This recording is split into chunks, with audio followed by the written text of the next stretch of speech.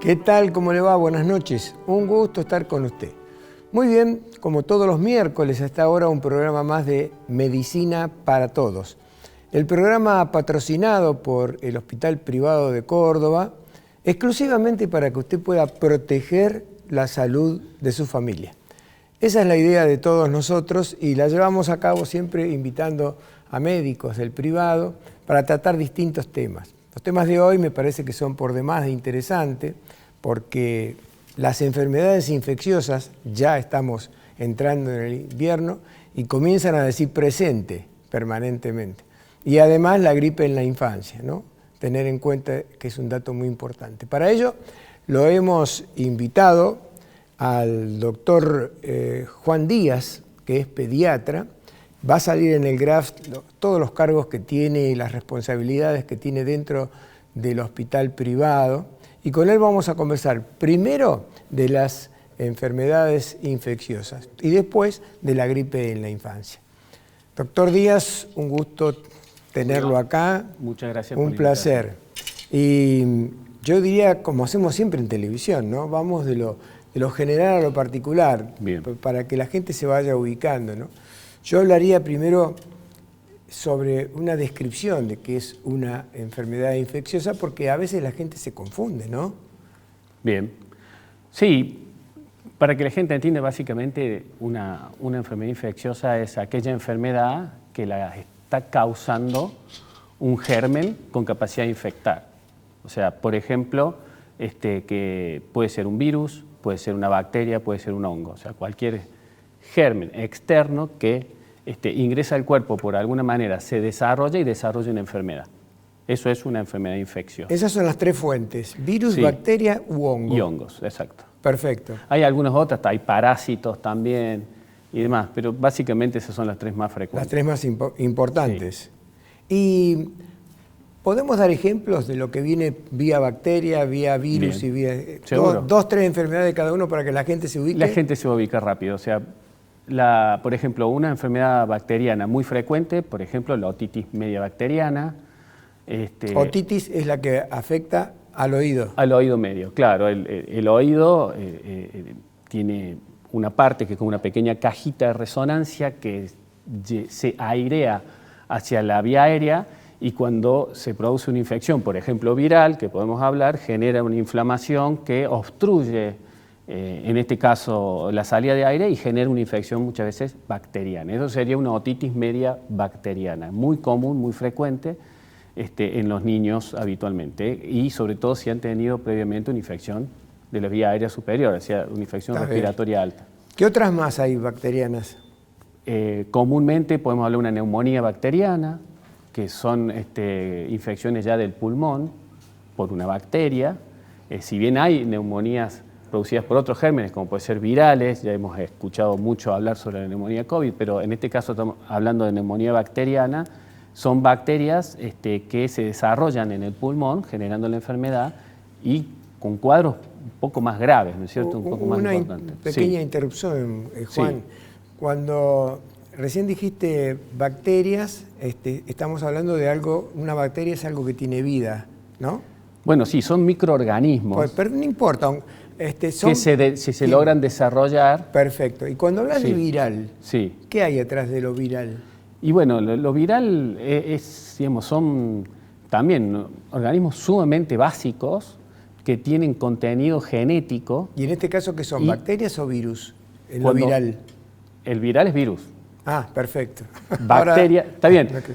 Tienen algunas diferencias. Las bacterias se desarrollan por sí solas y los virus para desarrollarse necesitan entrar dentro de células y destruyen la célula de esa manera. Se desarrollan, destruyen, se desarrollan y cada una va a otra célula y así. En cambio, las bacterias se van desarrollando solas cuando hay un medio apto, por ejemplo, una zona húmeda, cálida, ideal para la bacteria, que puede ser el pulmón o puede ser, como le dije recién, el oído o la orina. Y generar una infección urinaria. Eso es dependiente de una bacteria. Exacto. Y el tema de los virus, ¿qué enfermedades pueden provocar? Y bueno, y los virus, por lejos, son las infecciones más comunes. Pueden producir todo lo que dije recién, puede producir neumonía, puede producir otitis también, pero también se pueden desarrollar en otros órganos produciendo hepatitis, produciendo encefalitis, produciendo cuadros graves, pero por lejos, que creo que lo que hay que remarcar, los cuadros son leves, es decir, cuadros banales de resfrío, bronquitis, generando cuadros similares a la gripe. Sí, está bien. Es lo más pero común. Juan, acá viene una pregunta que está fuera de las listas de preguntas Sí. que armé, pero conozco mucha gente que me conversa porque por hacer la conducción de este programa, a veces me creen que yo soy médico, que no lo soy, pero me dicen, tengo una gripe feroz, que de acuerdo a lo que vos acabás de explicar, viene de virus, Sí. no de bacteria. Sí. Me compré amoxidal y me tomé uno a cada 8 horas. Y Sí. me parece que yo tengo que decirle, no tiene nada que ver una cosa con la otra, porque Correcto. los virus, los antibióticos no le hacen nada. Exacto. Bueno, aclara eso, ¿por qué? Porque mucha gente, pero Sí, es mucha muy común. gente, tiene un síntoma gripal y va y se compra antibióticos. Exactamente. Sí, es decir, cuando uno habla de un cuadro gripal, o como dice usted, síntomas gripales, son síntomas similares a los que produce la gripe. Fiebre, malestar, puede haber vómitos, diarrea, el dolor de cuerpo, ese estado en que uno se sienta enfermo con un cuadro gripal y que tiene la necesidad de buscar algo para que rápido se solucione. Y ese algo para que rápido se solucione, la gente cree erróneamente que podría ser un antibiótico y apela a la facilidad que hay en nuestro país de comprar ese tipo de medicamentos y se automedica y generando varios problemas.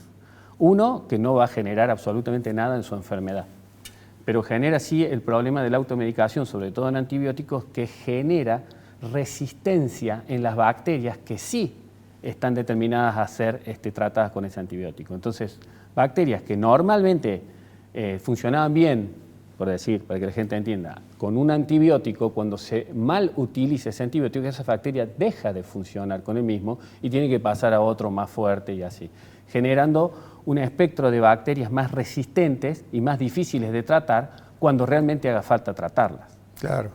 Ahora, si para una bacteria lo ideal sería un antibiótico, para un virus, ¿qué sería? Bien, hay antivirales.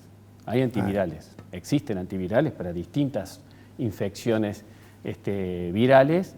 De hecho, usted nombró recién la gripe, hay un antiviral que todos lo conocen, que es el oseltamivir.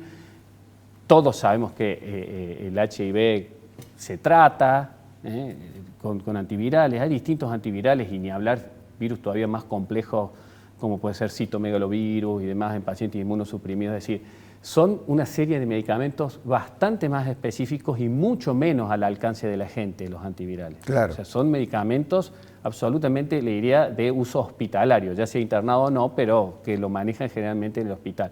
No tiene la gente acceso a la farmacia de los antivirales, pero existen. Hay medicamentos que lo pueden tratar. Está bien. Bueno, ahí nos están haciendo señas de que se nos termina el primer bloque. Bien. Entonces vamos a dejar para el segundo bloque un tema que es muy importante, que es el tratamiento después de todo esto, ¿no? Bien. Tocamos recién un poco con los antibióticos y los antivirales, pero veamos si podemos ampliarlo. ¿Está bien? Ok, perfecto. Hacemos una pausa no más de un minuto y estamos charlando de vuelta con todo este tema.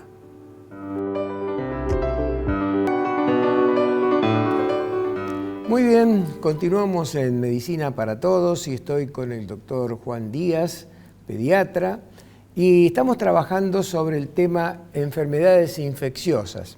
Nos quedó pendiente del primer bloque, una vez que fue contraída la enfermedad y que se empezaron a dar los síntomas y se estableció un diagnóstico, ¿cuál es el tratamiento que hay que darle a las enfermedades infecciosas? Y tal vez haya que ver si hay diferencias de tratamiento.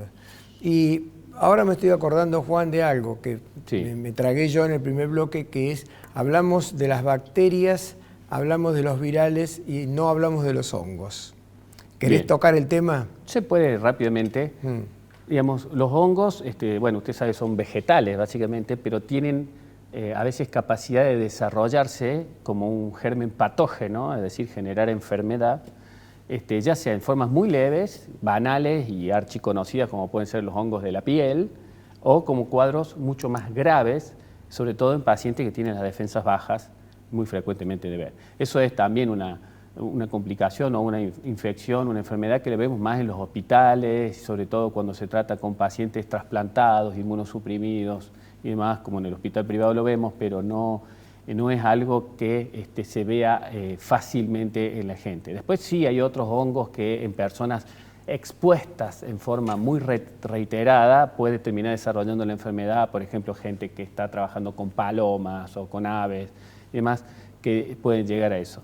Pero los hongos no distan, no son diferentes a lo que hablamos recién en su forma de desarrollarse y en su forma de tratarlos, porque también hay antimicóticos, como así hablamos de antibióticos o antibacterianos, también hay antivirales y hay también antimicóticos, y como hay antiparasitarios y demás. Claro.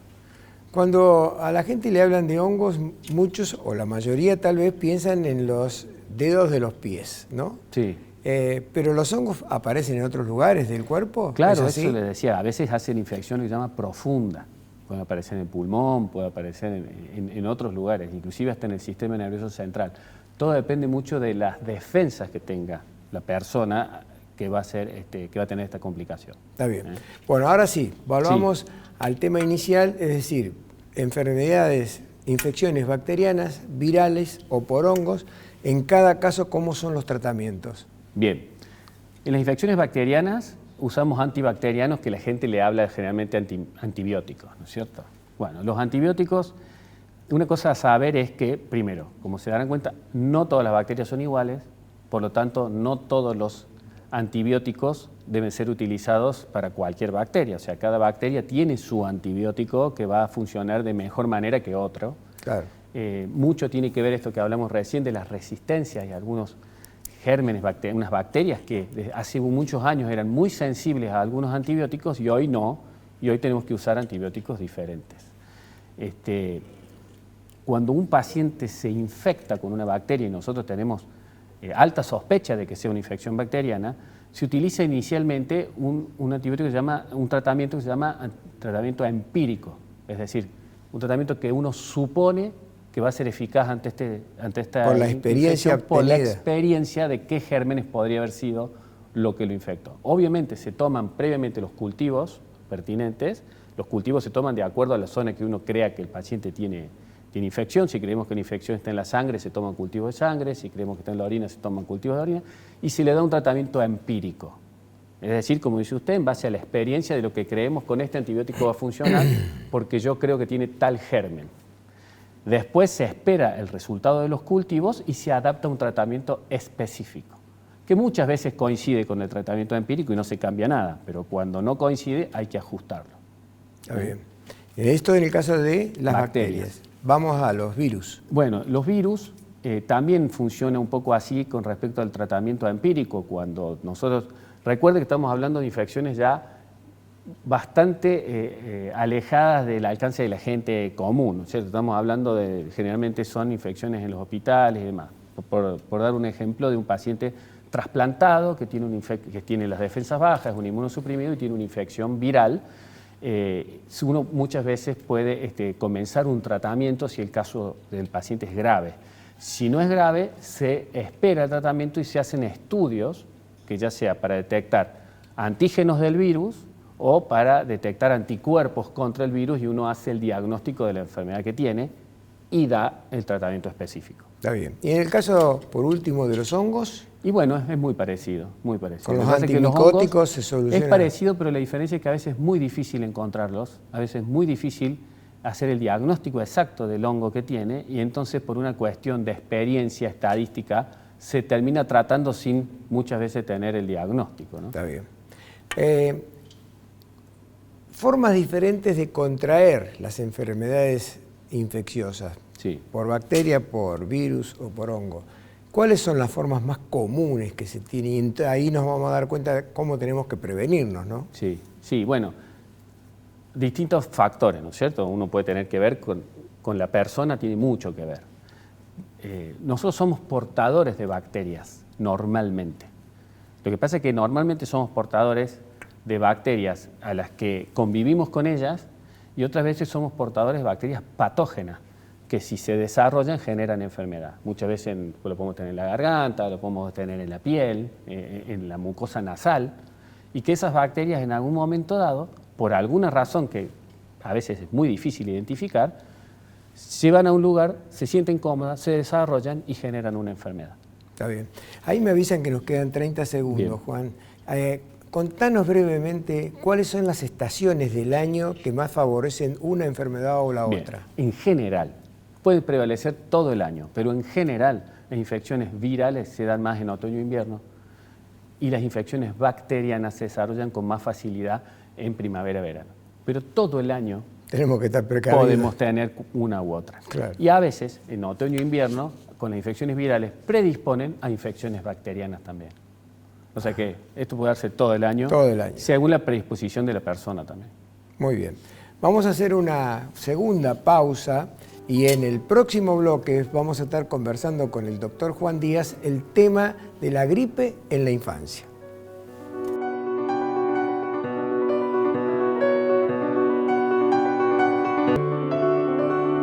Retornamos a Medicina para Todos. Estoy con el doctor Juan Díaz, pediatra del Hospital Privado, y estamos conversando el tema de la gripe en la infancia, que me acaba de comentar él antes de entrar en cámara, que en Argentina el periodo que se toma para infancia es de 18 años para abajo.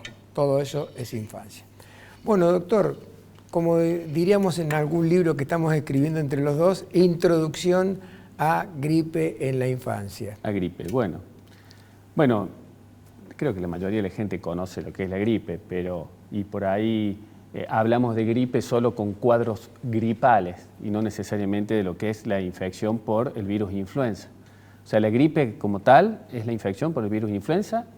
Virus influenza hay varios, los que infectan sobre todo al ser humano son el A y el B, para el cual todos saben que existen vacunas. La gripe genera un cuadro generalmente de fiebre, malestar, con un cuadro de resfrío, dolor de garganta, mucho dolor muscular suele ser típico de este cuadro, pero que el cuadro puede variar mucho de una persona a otra. En una persona puede solamente generar un cuadro de fiebre de un día, de bajos niveles de fiebre, con un poco de resfrío, y en otro generarle un cuadro de neumonía grave. O sea, hay todo un espectro de clínica que depende más del paciente que del virus en sí. Claro. Con lo que acabas de decir, yo te iba a preguntar cómo se detecta la gripe, pero bien. Lo acabas de describir completo y muy bien. Así que me voy al tema siguiente, que sería, bueno, voy a ir primero a la parte de prevención. ¿Cómo podemos hacer para prevenir de no caer en un estado gripal? Bien, bueno, lo primero las medidas generales. Es decir, las medidas generales, el lavado frecuente de manos, no tomar contacto con personas enfermas, aquellas personas que estén enfermas cuando tosan, estornuden, tratar de hacerlo con el pliegue del codo. Si lo hacen con un pañuelo, descartar el pañuelo después de toser y demás. Limpiar, mantener limpias las superficies, porque tenemos que saber que la gripe se contagia por contacto, ya sea respiratorio o por contacto directo de la mano. ¿Cuánto dura? ¿Es virus o bacteria la gripe? Es un virus. ¿Cuánto dura vivo el virus de la gripe en un pañuelo, por ejemplo? Mire, exactamente el tiempo que vive no lo sé, pero hay momentos en que viven más que otros. Cuando la situación climática, las temperaturas más bajas, viven más. Ajá. Por eso es que estas enfermedades predomina su contagio más en dos situaciones. Cuando hace frío, porque el virus se mantiene más vivo fuera del cuerpo, y porque la gente se encierra. Entonces, cuando nos encerramos, cuando cerramos todo, que esa sería otra de las medidas generales, tratar de mantener los ambientes aireados, tenemos más facilidad de que se transmita de una persona a otra. Medio parentesco con el COVID, ¿no? Por lo que uno escuchó ahora. Indistinguible. Clínicamente, indistinguible. Y si nosotros tomamos todas las medidas preventivas para el COVID, también vamos a tomar para las mismas para la gripe. Idénticas. Muy bien. Y estando ya con el cuadro gripal, ¿cuáles serían los tratamientos más adecuados? Bien.